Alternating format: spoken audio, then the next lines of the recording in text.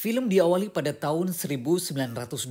Seorang pria yang bernama Orlando Oxford bersama istrinya Emily dan putra mereka Conrad yang mengunjungi temannya yang seorang jenderal bernama Kitchener pada sebuah kamp di tengah padang gurun di wilayah Afrika Selatan. Orlando adalah seorang bangsawan Inggris yang saat itu dia bekerja untuk Palang Merah Internasional. Mereka juga ditemani oleh pria yang bernama Sola yang juga pelayan keluarga Oxford selama perjalanan mereka.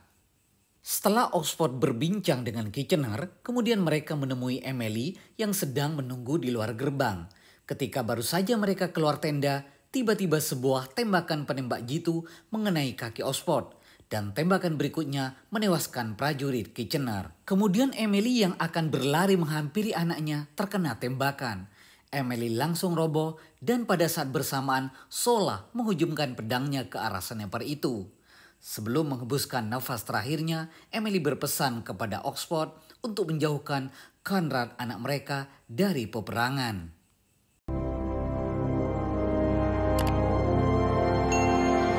12 tahun kemudian, terlihat sebuah pesawat pribadi mendarat di halaman rumah mewah. Di dalam pesawat itu, nampak Oxford dan putranya Conrad yang telah menginjak dewasa. Sola nampak di sana yang kini masih melayani keluarga Oxford di Inggris. Oxford mengajak berbincang salah satu pelayan wanita yang bernama Polly. Dia mengkhawatirkan akan keselamatan putranya sejak tewasnya sang istri belasan tahun yang lalu. Polly adalah asisten pribadi Oxford. Dia mengatur jadwal dan mengerjakan segala sesuatu yang berkaitan dengan misi yang dijalankan Oxford. Jadi Polly bukan pelayan biasa, melainkan orang kepercayaan Oxford dalam menjalankan aksinya. Di halaman rumah, Conrad dan Sola berlatih pertarungan menggunakan sebilah kayu dengan dilumuri oleh cat. Latihan itu terhenti ketika Polly menembak kayu yang digenggam Sola. Dia meminta Conrad segera bersiap untuk acara nanti sore. Sore itu Oxford mengajak Conrad ke tempat penjahit terkenal yang bernama Kingsman. Dia mengajak Conrad masuk dan menuju ke sebuah kamar yang telah dipersiapkan. Conrad merasa tidak nyaman dengan pakaian setelan jas yang dikenakan. Dia lebih menyukai pakaian petualangan untuk berburu. Dia juga berusaha meyakinkan ayahnya bahwa dia telah dewasa, tak ingin diperlakukan seperti anak kecil oleh sang ayah. Setelah itu mereka bertemu dengan Kitchener bersama ajudannya yang bernama Morton. Kitchener meminta bantuan kembali kepada Oxford untuk mengawal temannya yang bernama Ferdinand dari Austria selama kunjungannya di Serbia. Meskipun Orlando seorang penganut pasifisme atau seorang yang tidak menyukai kekerasan, dia namun akhirnya setuju untuk membantu temannya itu. Selanjutnya beralih kepada sebuah tempat yang sangat jauh. Seorang berjubah tebal menaiki lift gantung dari kayu dan menuju ke sebuah rumah di atas gunung. Di rumah itu ternyata sudah menunggu beberapa orang yang akan mengadakan pertemuan. Dan pria yang berjubah tadi bernama Rasputin. Dia datang terlambat dalam pertemuan itu. Anggota dari rapat itu adalah orang-orang penting dari tiap-tiap negara yang memiliki ambisi untuk menguasai dunia. Pertemuan itu dipimpin oleh pria gundul misterius dan dikenal dengan sebutan Gembala. Si Gembala meminta kesetiaan para pengikutnya dengan memakaikan cincin di hadapan mereka di jarinya masing-masing. Di dalam cincin tersebut terdapat pula pil sianida jikalau mereka gagal dalam menjalankan misinya. Hari itu Gembala menugaskan salah seorang anggotanya untuk menjalankan misi melenyapkan orang yang bernama Ferdinand. Seorang anak gembala yang bernama Prinsip sedang mempersiapkan sebuah peledak, kemudian dia berjalan ke jendela dan melihat dari kejauhan iringan-iringan mobil. Sepanjang jalan, iringan-iringan mobil itu disambut oleh banyak orang. Mobil itu ditumpangi oleh teman Kitchener, yakni Ferdinand, yang dijaga Oxford dan Conrad beserta pasukan pengawal Ferdinand. Dari arah pinggir jalan, anggota gembala secara tiba-tiba melempar peledak ke arah mobil Ferdinand. Beruntung, Conrad dengan tangkas menangkis lemparan itu dan mengenai mobil di belakangnya. Mengetahui aksinya gagal, anggota gembala itu segera menyelinap masuk kembali ke dalam gedung. Oxford sangat khawatir dengan keselamatan anaknya dan mengatakan kepada Conrad tidak seharusnya dia mengajaknya. Tapi Conrad memastikan kepada ayahnya bahwa dia bisa menjaga diri. Prinsip yang merasa tugasnya gagal memutuskan akan menelan pil sianida yang ada di dalam cincin miliknya. Namun sebelum menelan pilnya, dia melihat satu kesempatan lagi yang datang kepadanya. Mobil Ferdinand yang saat ini melaju melewatinya dan akan berbalik arah menuju kepadanya karena ternyata di depan jalan buntu. Dia segera mengeluarkan pistol dari balik bajunya saat mobil Ferdinand sangat dekat. Dia langsung berdiri dan menembak Ferdinand beserta istrinya. Pengawal Ferdinand langsung meringkus anggota gembala itu dan membuatnya tak berkutik.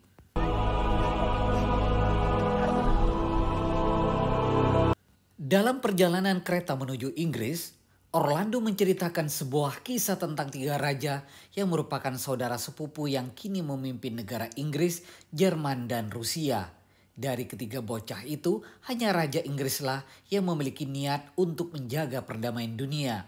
Dia pun mengirimkan pada saudaranya yang lain agar tidak terpancing dengan kejadian pembunuhan Ferdinand. Terlihat salah satu ajudan Kaisar Wilhelm dari Jerman adalah orang yang hadir dalam rapat dengan gembala. Di sini Erik menyarankan kepada Kaisar untuk mengabaikan surat tersebut dan memulai perang dengan Rusia. Sedangkan Raja Rusia yang bernama Nicholas juga mendeklarasikan perang dengan Jerman atas saran dari orang kepercayaannya, yakni Rasputin. Dia merupakan pendeta yang disegani pada masa itu. Rumor akan terjadinya perang telah didengar oleh Orlando dan Kitchener yang membuat Conrad kembali berusaha untuk bergabung dengan militer demi tanah airnya. Namun hal itu kembali ditentang ayahnya karena tak ingin kehilangan putra semata wayangnya di medan pertempuran. Sang ayah kemudian menceritakan bahwa dulu dirinya sempat bergabung menjadi salah satu prajurit Inggris. Sampai akhirnya Ratu Victoria memberikan penghargaan salib Victoria kepadanya. Dia sangat menyesal karena telah membunuh musuhnya hanya demi ambisi penguasa pada masa itu. Sedangkan di tempat lain, si botak dan anggota gembala mulai menjalankan misi mereka membuat Rusia dan Jerman saling berperang. Hanya dalam waktu 2 tahun, sumber daya dari kedua itu terkuras habis akibat peperangan. Misi selanjutnya adalah si botak gembala adalah menarik Rusia dari peperangan tersebut dan membuat Jerman menyerang Inggris dengan kekuatan penuhnya. Lewat film dokumenter yang ditayangkan, si gembala menyimpan kebencian yang dalam kepada Inggris. Dia adalah seorang Austria yang berkebangsaan Skotlandia. Dia memerintahkan Rasputin untuk mewujudkan misinya. Rasputin pun menjalankan misinya. Di hari itu, dia memberikan kapsul kecil kepada putra Tsar Nicholas yang di dalamnya diberikan opium. Istri Nicholas tidak tega melihat putranya yang pingsan dalam genggaman Rasputin. Dia meminta suaminya menuruti apa kemauan pendeta Rasputin. Akhirnya, Tsar Nicholas pun menuruti kemauan Rasputin. Raja Tsar Nicholas memerintahkan pasukan Rusia untuk mundur dari peperangan. Tanpa disadari Rasputin, sepasang mata melihat semua kejadian tadi. Dia adalah Felix sepupu Conrad yang kemudian menulis surat kepada Conrad tentang apa yang terjadi dengan Raja Tsar Nicholas. Conrad kemudian membawa surat Felix kepada Kitchener yang tengah bersama Morton. Mereka memikirkan langkah apa yang harus segera diambil. Morton kemudian memberikan usul agar Inggris segera membentuk pasukan elit untuk pergi ke Rusia dan membereskan masalah ini. Kitchener setuju atas usul dari Morton agar segera dilaksanakan. Lalu Conrad meminta untuk ikut bersama mereka ke Rusia. Namun tiba-tiba Oxford muncul, dia meminta Conrad untuk segera pulang. Scene berpindah pada malam itu. Kitchener berada di sebuah kapal yang tengah berlayar di laut lepas menuju Rusia.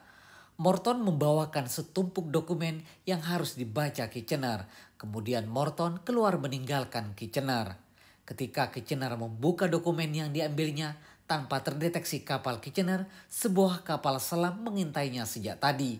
Si penembak peluru kendali itu ternyata di jarinya tersemat cincin keanggotaan gembala. Dengan sekali tombol, peluru kendali itu meluncur ke arah kapal Kitchener.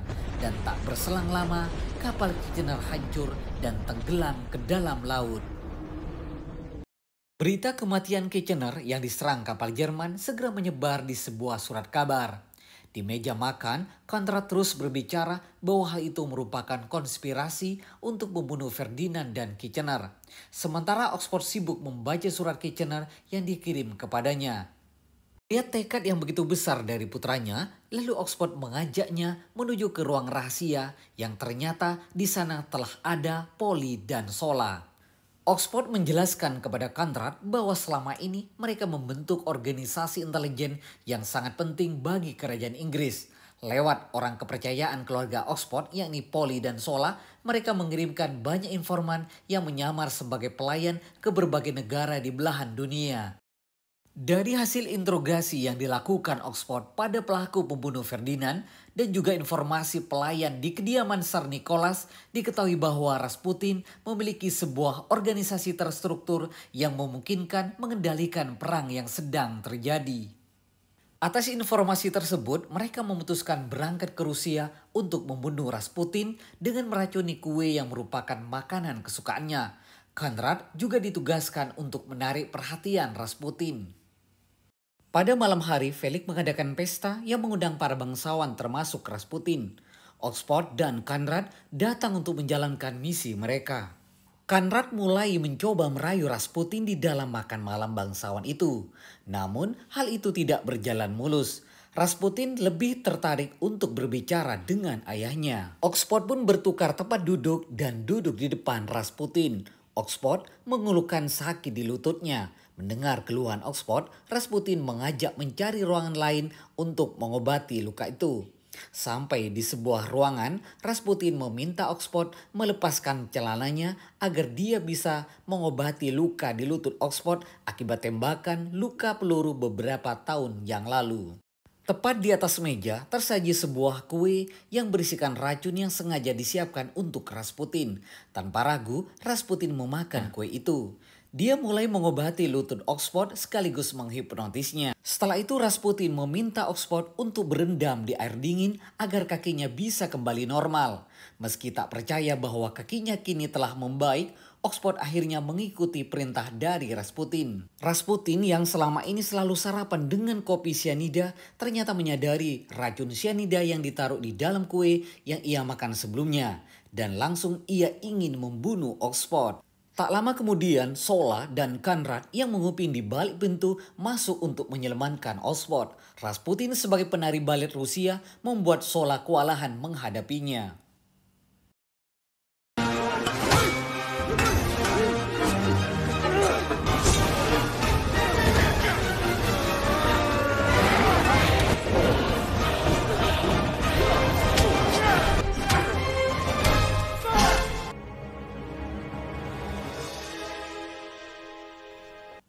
Si gembala marah atas kematian dan kegagalan Rasputin dalam menjalankan misinya.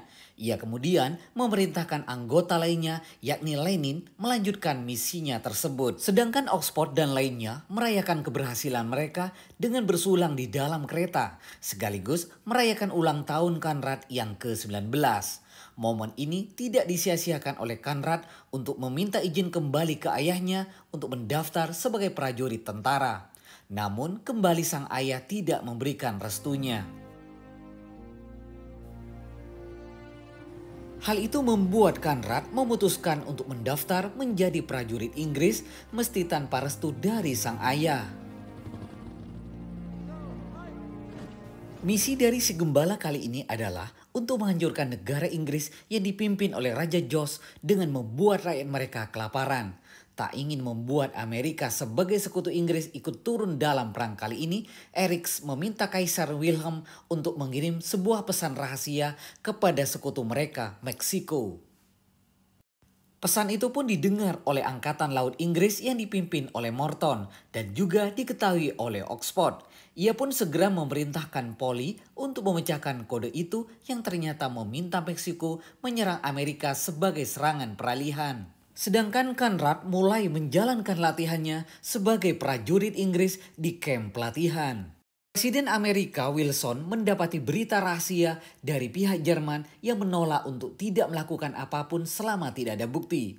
Oxford kemudian melaporkan kepada Raja George penemuan kode rahasia itu dengan tujuan mengakhiri peperangan pada saat itu. Raja George mengajak Oxford untuk bersulang dan memberikan jaminan bahwa putranya yang telah menjadi anggota prajurit akan ditugaskan lagi ke Inggris demi keselamatannya. Di markas besar tentara Inggris di mana Conrad bertugas, dia sangat kecewa ketika mengetahui bahwa dirinya diminta balik ke London atas perintah Raja George. Kemudian dia menemui seorang kopral yang bernama Reid dan mengirimnya untuk menemui ayahnya di Inggris. Conrad di sini menukar identitasnya dengan Reid agar dirinya bisa ikut berperang di medan pertempuran. Dan Reid lah yang akan kembali ke Inggris menemui ayahnya. Setelah berhasil meyakinkan Sola bahwa dia adalah teman dari Conrad, Reid pun dipersilahkan untuk bertemu Oxford. Di dalam sana, Reid memberikan sepucuk surat yang ditulis langsung oleh Conrad tentang keinginannya untuk ikut bisa berperang di garis depan sebagai seorang prajurit. Di dalam surat itu juga dituliskan bagaimana peperangan pertama yang dihadapi Conrad di medan pertempuran melawan pasukan Jerman. Saat itu di depan Conrad ada seorang tentara Jerman yang berlari ke tengah pertempuran dengan membawa bendera negara Inggris yang ternyata dia adalah mata-mata Inggris yang sedang membawa pesan penting. Akhirnya, komandan pasukan memerintahkan 6 anggota untuk bersamanya nanti malam untuk menemui mata-mata yang terjebak di tengah medan pertempuran. Conrad yang ikut bergabung dalam misi penyelamatan itu bersama 6 prajurit lainnya mendekati lokasi mata-mata yang ternyata telah ada beberapa tentara Jerman yang juga mencari informasi tersebut. Agar tidak menarik perhatian, para prajurit itu tidak diperbolehkan menembak tapi menggunakan sebilah pisau mereka. Conrad yang selamat akhirnya bertemu dengan mata-mata Inggris yang kehilangan satu kaki akibat ledakan sebelumnya. Si mata-mata Inggris kemudian meminta Conrad untuk membawa informasi itu dan kembali ke kamp mereka. Namun Conrad menolak dan memilih pergi bersamanya dengan cara menggendong mata-mata itu pada pagi harinya. Conrad memanggul si mata-mata dan berlari menuju pertahanan pasukan Inggris. Di tengah hujan, tembakan, dan lontaran peledak, Conrad terus berlari dan tak memperdulikan keadaan sekitarnya. Namun tiba-tiba sebuah ledakan terjatuh di sekitar mereka dan membuat mereka terjungkal dan masuk ke dalam pertahanan pasukan Inggris. Si mata-mata dalam panggulan Conrad tewas seketika, namun ajaibnya Conrad ternyata masih hidup dan baik-baik saja. Kepala Regu sangat senang melihat Conrad berhasil membawa pesan penting. Kepala Regu merasa Conrad pantas mendapatkan medali, kemudian dia menanyakan namanya. Teman Reid mendengar nama sahabatnya, curiga kalau Conrad adalah mata-mata musuh. Tanpa kompromi, dia menembak kepala Conrad tepat di dahinya. Sungguh tragis nasib Conrad. Harusnya dia menjadi pahlawan bagi Inggris, tapi harus mati di tangan temannya sendiri.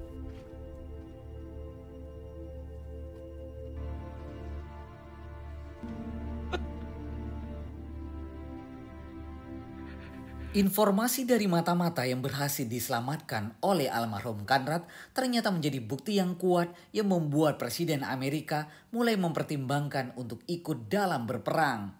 Namun di sisi lain, pemimpin Rusia mendeklarasikan pengunduran diri Tsar Nicholas sebagai pemimpin negara itu sesuai yang diatur sebelumnya oleh Rasputin.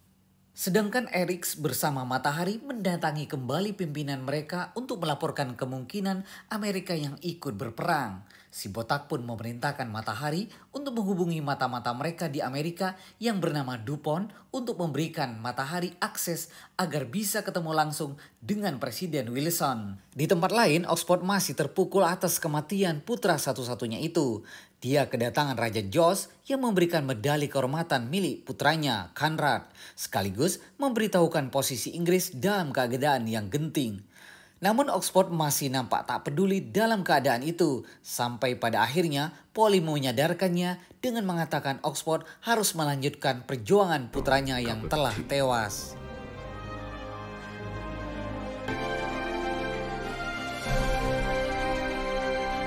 Setelah berhasil menjadakan Oxford, mereka akhirnya pun mulai menjalankan misinya untuk menyelamatkan Inggris dari perang yang dihadapi saat ini.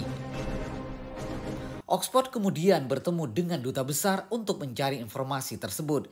Di dalam kedutaan, Oxford tanpa sengaja menemukan syal merah yang sama persis syal yang digunakan pembunuh Ferdinand sebelumnya. Tak lama kemudian, ada seorang wanita pemilik syal tersebut keluar dari ruangan duta besar yang mana wanita itu bernama Matahari. Gentlemen, it hurt a woman, but since the fate of the world hangs in the balance, I'm going to bend the rules.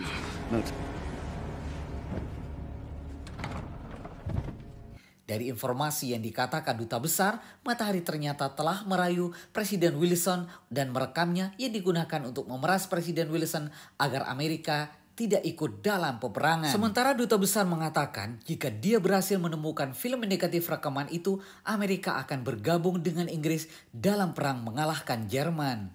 Kemudian Oxford mencari tahu asal syal merah milik Matahari dengan mendatangi penjahit Kingsman.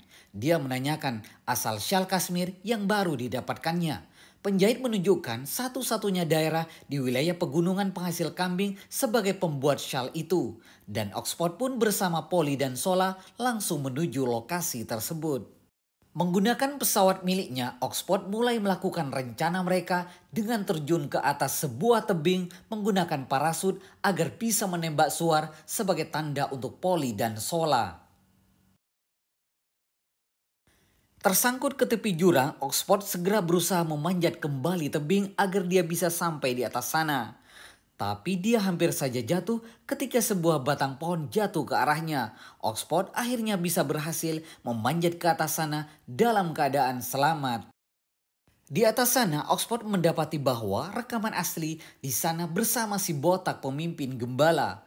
Berusaha mengejar orang yang membawa rekaman itu untuk disebarkan ke media pers, Oxford harus terjebak ke dalam sebuah ruangan bersama seorang pria yang bertubuh raksasa dan dia harus melawannya. Polly dan Sola yang bersiap sejak tadi segera melakukan aksinya. Satu persatu penjaga berhasil dilumpuhkannya.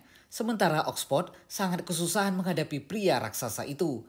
Beberapa kali pisau dan pedangnya menancap di tubuhnya seakan tidak berakibat apa-apa. Sampai akhirnya Oxford dilempar ke bawah oleh raksasa itu, tapi Oxford sempat bergantung di tepian ruangan.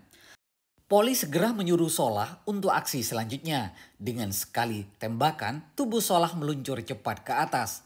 Melihat Oxford tak berdaya di depan pria raksasa itu, Solah dengan sebuah lompatan hebat menebas kepala pria raksasa itu hingga tewas. Solah dan Oxford kompak menyerang dari balik pintu.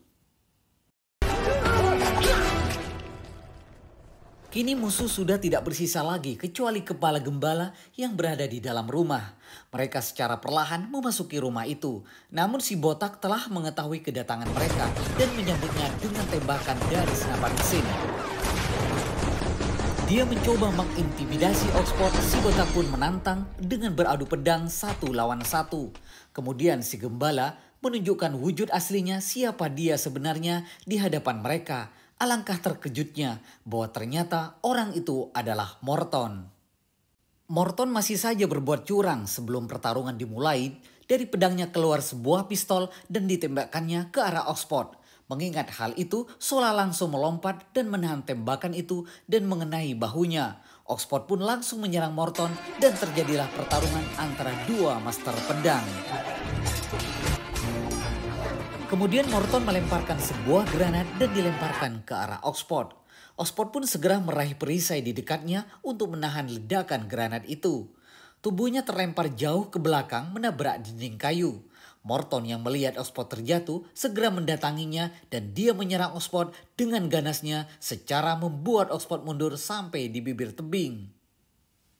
Namun tiba-tiba seekor kambing mengerahkan tanduknya menembus paha Morton. Morton berusaha menebas kambing itu, namun belum sempat dilakukan, Oxford memegang tangannya dan melayangkan pukulan ke wajah Morton. Saat Morton hendak terjatuh, Oxford meraih syal yang melilit leher Morton. Sekarang nyawa Morton berada di tangan Oxford. Oxford pun mengeluarkan salib Victoria dan memutuskan syal itu dengan sekali sayatan. Tubuh Morton pun terjun bebas meluncur ke bawah tebing. Terlihat seorang pelayan mengantarkan sebuah makanan ke ruangan Presiden Amerika, Wilson. Ketika Presiden hendak mengambil makanan, dilihatnya sebuah film tersaji bersama makanan di piringnya. Dilihat film itu dan dibakarnya, lalu dia memerintahkan para jenderalnya untuk siap berperang melawan Jerman. Raja George berterima kasih kepada Oxford atas kemenangan yang telah diraih Inggris. Dia bersyukur tidak bernasib seperti sepupunya yang lain. Tsar Nicholas dari Rusia yang harus mati di tangan agen musuh yang menyamar sebagai tukang potret. Sementara Wilhelm dari Jerman mengundurkan diri dari jabatannya. Raja George berusaha untuk menyerahkan mahkotanya kepada Oxford. Namun Oxford menolaknya dan meminta George menemuinya di gedung penjahit Kingsman jam 3 sore. Oxford berbicara di depan para undangan, dia membentuk organisasi Kingsman sebagai agen spionase untuk mewujudkan dunia yang lebih damai dan berusaha menghindari peperangan. Kemudian dia memperkenalkan nama baru untuk keanggotaan Kingsman pada pertemuan itu. Balance of my new flock, thanks to you, comrade, our left hand is strong, but as you once said, your name? Adolf Hitler. Demikian alur cerita film The Kingsman. Jangan lupa untuk like, subscribe, dan komen. Terima kasih dan sampai jumpa.